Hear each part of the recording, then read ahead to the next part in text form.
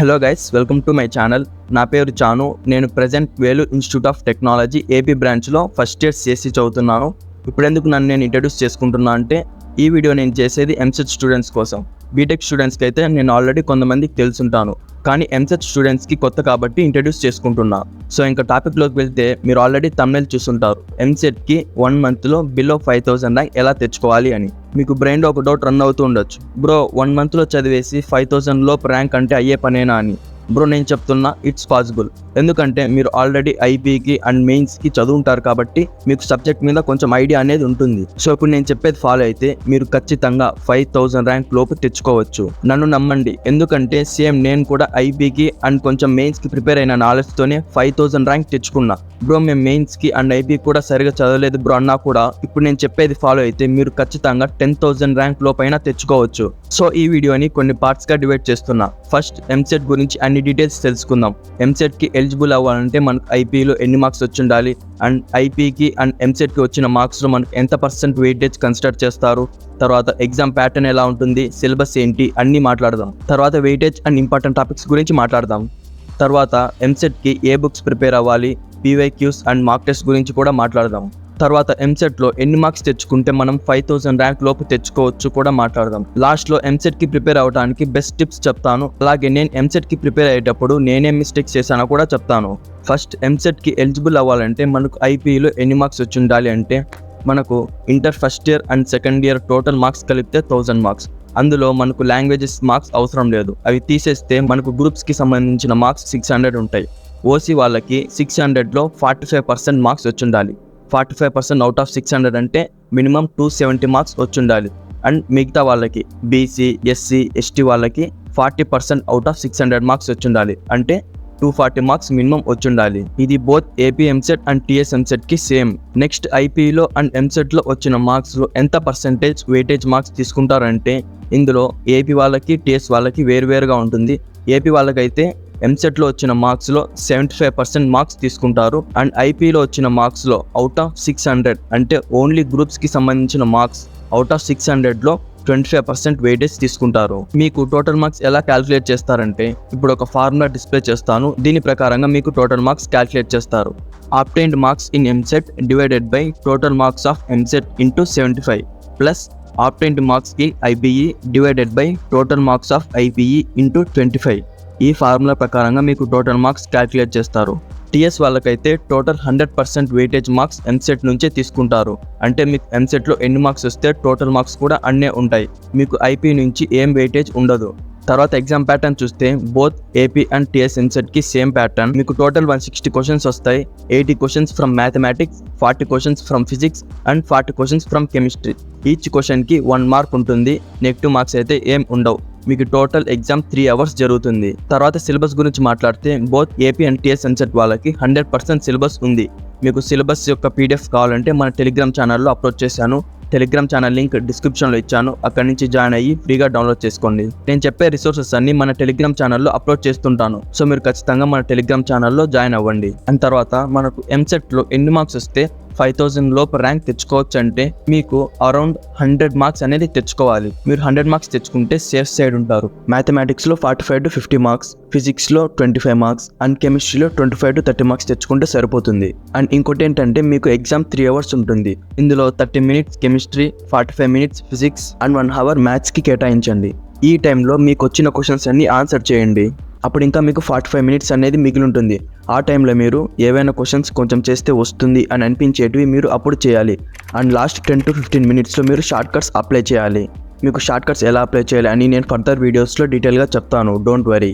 మీకు ఇంటర్లో తక్కువ మార్క్స్ వచ్చాయని బాధపడకండి. ఇప్పుడు ఐపీలో మీకన్నా వేరే వాళ్ళకి 50 మార్క్స్ ఎక్కువ వచ్చాయనుకోండి, మీకు ఫైనల్గా 25% వెయిటేజ్ తీస్తే ఓన్లీ 2 మార్క్స్ మాత్రమే డిఫరెన్స్ ఉంటుంది. సో మీరు అంత భయపడాల్సిన అవసరం లేదు.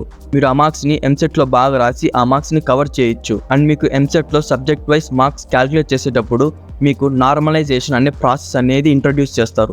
నార్మలైజేషన్ అంటే, ఫర్ సపోజ్ ఇప్పుడు 3 షిఫ్ట్స్ అనుకుందాం. ఒక షిఫ్ట్లో బాగా ఈజీగా వచ్చింది పేపర్, సెకండ్ షిఫ్ట్లో మీడియం అండ్ థర్డ్ షిఫ్ట్లో బాగా కష్టంగా వచ్చింది అనుకోండి.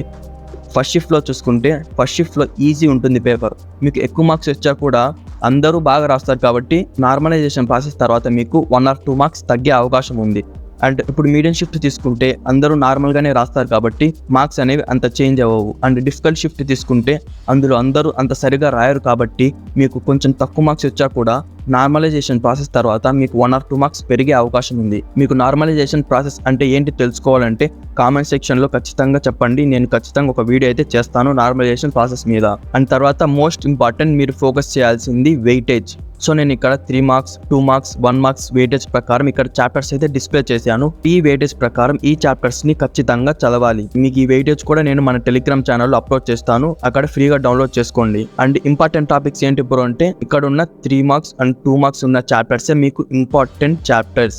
ఒకవేళ మీకు టైం ఉందంటే 1 మార్క్ చాప్టర్స్ కూడా చేయండి. సో నేను ఇప్పుడు చెప్పిన వెయిటేజ్ ప్రకారం మీరు చాప్టర్స్ అనేవి ఫాలో అయితే ఖచ్చితంగా మీరు అరౌండ్ 100 మార్క్స్ అనేది ఈజీగా తెచ్చుకోవచ్చు. నెక్స్ట్ ఎంసెట్కి ఏ బుక్స్ ప్రిపేర్ అవ్వాలి బ్రో అంటే కెమిస్ట్రీకి అయితే ఎన్సీఆర్టీ బుక్ ఖచ్చితంగా చదవాలి. మీకు కెమిస్ట్రీకి ఎన్సీఆర్టీ బుక్ మించింది ఇంకొకటి లేదు. సో మీరు ఖచ్చితంగా ఎన్సీఆర్టీ చదవాలి. మీకు మ్యాథ్స్ అండ్ ఫిజిక్స్కి అయితే మీకు కాలేజ్లో ఆబ్జెక్టివ్ మెటీరియల్స్ అనేవి ఇచ్చుంటారు, మీరు అవి ప్రిపేర్ అయినా కూడా సరిపోతుంది. ఫిజిక్స్కి నేను సజెస్ట్ చేసేది ఏంటంటే మీరు అరిహంత్ హ్యాండ్ బుక్ కొనుక్కుంటే మంచిది. తర్వాత పీవైక్యూస్ అండ్ మార్క్ టెస్ట్ గురించి చూస్తే మీరు ఖచ్చితంగా పీవైక్యూస్ అనేది చేయాలి. మీరు లాస్ట్ 5 years పీవైక్యూస్ అనేది తీసుకొని ఖచ్చితంగా ప్రాక్టీస్ అయితే చేయాలి. మీకు పీవైక్యూస్ కావాలంటే మన టెలిగ్రామ్ ఛానల్లో అప్లోడ్ చేశాను, అక్కడ నుంచి మీరు ఫ్రీగా డౌన్లోడ్ చేసుకోవచ్చు.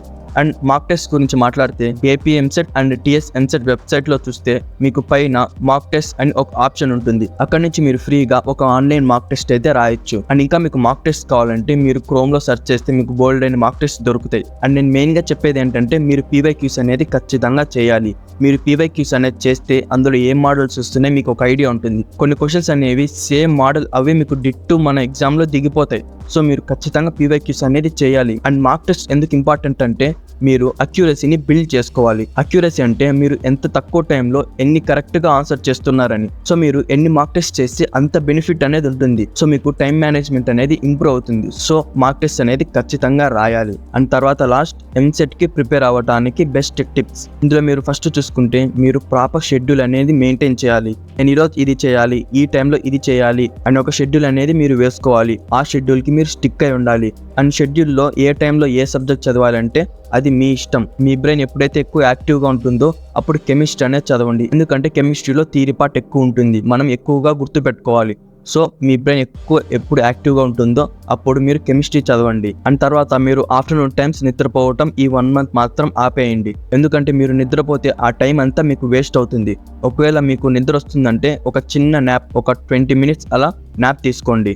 అంతేకాని 3-4 hours నిద్రపోవడం అలా మాత్రం చేయొద్దండి. ఎందుకంటే ఈ 1 month మీకు చాలా ఇంపార్టెంట్. మధ్యలో ఏం డిస్ట్రాక్షన్స్ వచ్చినా మీరు డిస్ట్రాక్ట్ అవ్వకుండా మీ టైం టేబుల్కి మీరు ఖచ్చితంగా స్టిక్ అయ్యి చదవాలి. మీరు ప్రాపర్ షెడ్యూల్ వేసుకొని కూడా మీరు మధ్యలో డిస్ట్రాక్ట్ అవుతూ మధ్యలో చదవకుండా కొంచెం టైం వేస్ట్ చేస్తూ టైం పాస్ చేస్తున్నారు అనుకోండి, మీరు ఆ షెడ్యూల్ వేసి కూడా వేస్టే. మీకు ఉండేది ఓన్లీ 1 month మాత్రమే. ఈ 1 month మాత్రం మీరు కష్టపడితే చాలు. ఆ తర్వాత మీరు ఫ్రీ బర్డ్స్, మిమ్మల్ని ఆపేవాడే ఉండడు. సో మీరు ఈ 1 month టైం పాస్ చేయకుండా టైం వేస్ట్ చేసుకోకుండా ఖచ్చితంగా మీరు ప్రిపేర్ అనేది అవ్వాలి. సో మీరు మొబైల్లో గేమ్స్ ఆడుతున్నా లేదంటే బయటికి వెళ్ళి ఆడటం కానీ చేస్తున్నా ఈ 1 month మాత్రం అవన్నీ ఆపేయండి. ఈ 1 month మీకు చాలా ఇంపార్టెంట్. మీరు ఎంసెట్ని లైట్ తీసుకుంటే మాత్రం తర్వాత మీరే రిగ్రెట్ అవుతారు. అప్పుడు అనుకుంటారు, అబ్బా ఎంసెట్కి ప్రిపేర్ అయి ఉంటే బాగుండే, మంచి ర్యాంక్ తెచ్చుకుంటే బాగుండే, ఇప్పుడు మంచి కాలేజ్లో ఉండేవాడిని అని తర్వాత మీరే రిగ్రెట్ అవుతారు. అండ్ నెక్స్ట్ షార్ట్ నోట్స్ని మెయింటైన్ చేయడం. మీరు ఖచ్చితంగా షార్ట్ నోట్స్ అనేది మెయింటైన్ చేయాలి. ఎందుకంటే మీరు షార్ట్ నోట్స్ అనేది మెయింటైన్ చేస్తే మీకు లాస్ట్లో ఎగ్జామ్కి ఫ్యూ డేస్ ముందు మీకు అంత బుక్స్ ఓపెన్ చేసి అంత టాపిక్స్ చూసేంత టైం ఉండదు. సో మీరు షార్ట్ నోట్స్ అనేది మెయింటైన్ చేస్తే ఇంత పెద్ద బుక్లో ఉన్న మ్యాటర్ని ఇంత చిన్న బుక్లో కవర్ చేసేయచ్చు.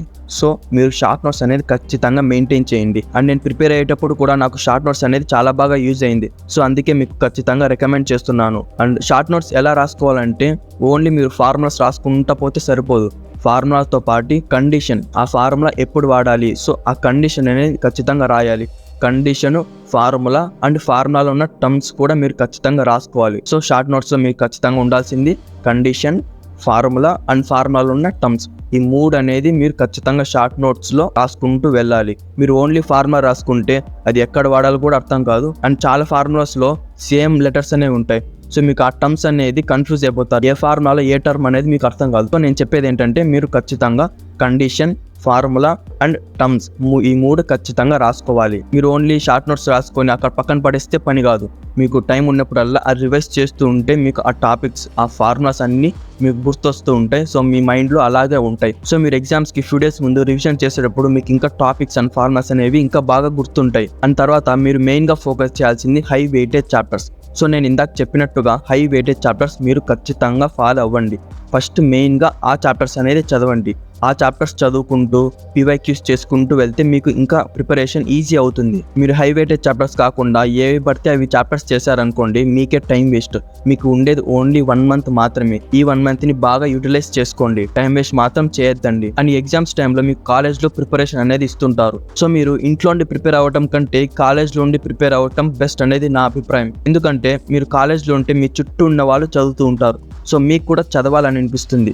సో మీరు కాలేజ్ నుండి చదవడం బెస్ట్ అనేది నా అభిప్రాయం. నేను ప్రిపేర్ అయ్యేటప్పుడు కూడా నేను కాలేజ్లో ఉండి ప్రిపేర్ అయ్యాను. సో నాకు ఇంకా బెనిఫిట్ అయ్యింది. మీరు ఇంట్లో ఉండి ప్రిపేర్ అయ్యారనుకోండి, మీకు ఖచ్చితంగా టైం వేస్ట్ అనేది అవుతుంది. పేరెంట్స్ షాప్కి వెళ్ళి రారా, అది చేరా, ఇది చేరా అని ఏదో పనులు చెప్తుంటారు. సో మీకు టైం వేస్ట్ అనేది ఖచ్చితంగా అవుతుంది. సో ఒకవేళ మీరు కాలేజ్లో మీకు ప్రిపరేషన్ చెప్తూ ఉంటే ఖచ్చితంగా కాలేజ్కి వెళ్ళి ప్రిపేర్ అవ్వండి. అండ్ నేను ఎంసెట్కి ప్రిపేర్ అయ్యేటప్పుడు నేనేం మిస్టేక్స్ చేశానంటే, నేను PYQs అండ్ మార్క్ టెస్ట్ అనేది ఎక్కువ రాయలేదు. సో అది నాకు చాలా ఎఫెక్ట్ అయింది. నేను ఎగ్జామ్స్ రాసిన తర్వాత నాకు తెలిసింది ఏంటంటే, PYQsలో ఉన్న సేమ్ మోడల్ క్వశ్చన్స్ అలాగే దిగిపోయాయి. కానీ నేను PYQs అనేది ఎక్కువ చేయలేదు. సో నాకు ఎఫెక్ట్ అక్కడ పడింది. అండ్ నేను మార్క్ టెస్ట్ ఎక్కువ చేయకపోవడం వల్ల నేను టైం మేనేజ్మెంట్లో ఇబ్బంది పడ్డాను. సో మీరు PYQs అండ్ మార్క్ టెస్ట్ అనేది ఖచ్చితంగా చేయాలి. So that's all for video. మీకు ఏ డౌట్ ఉన్నా కూడా కామెంట్ సెక్షన్లో ఖచ్చితంగా అడగండి. అండ్ మన టెలిగ్రామ్ ఛానల్లో ఖచ్చితంగా జాయిన్ అవ్వండి. అండ్ నేను చెప్పే రిసోర్సెస్ అన్ని మన టెలిగ్రామ్ ఛానల్లో అప్లోడ్ చేస్తుంటాను. మీరు అక్కడి నుంచి ఫ్రీగా డౌన్లోడ్ చేసుకోవచ్చు. సో మన టెలిగ్రామ్ ఛానల్లో ఖచ్చితంగా జాయిన్ అవ్వండి. అండ్ మన ఛానల్లో ఎంసెట్ మీద వీడియోస్ వస్తూ ఉంటాయి. సో మన ఛానల్ని ఖచ్చితంగా సబ్స్క్రైబ్ చేసుకోండి. అండ్ వీడియో నచ్చినట్టయితే లైక్ చేసి మీ ఎంసెట్ ఫ్రెండ్స్ అందరికీ ఖచ్చితంగా వీడియోని షేర్ చేయండి. సో ఇంకా నెక్స్ట్ వీడియోలో కలుద్దాము.